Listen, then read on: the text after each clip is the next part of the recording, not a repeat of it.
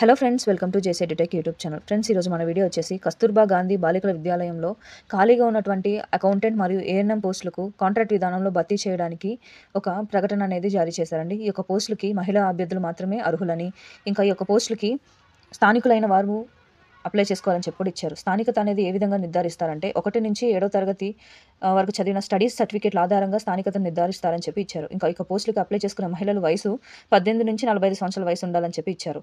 ఇంకా పోస్టులు ఎన్ని ఉన్నాయంటే అకౌంటెంట్కి 3, ఏఎన్ఎంకి 2, వీటికి రోస్టర్ పాయింట్స్ అనేది కూడా ఇచ్చారండి. అకౌంటెంట్లో ఈడబ్ల్యూఎస్కి బీసీబీ మరియు ఓసీకి అని ఇచ్చారు. అలాగే ఏఎన్ఎం విషయానికి వస్తే బీసీబీ మరియు ఓసీకి అని ఇచ్చారు.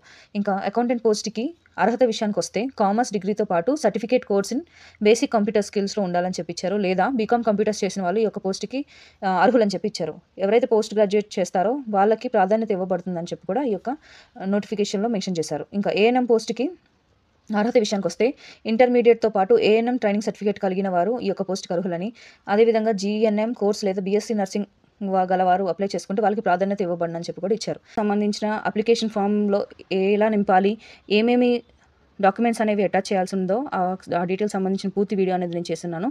ఆ వీడియో ఒక లింక్ని టైటిల్ కింద ట్యాగ్ చేశాను, అక్కడ చూసేసేయండి.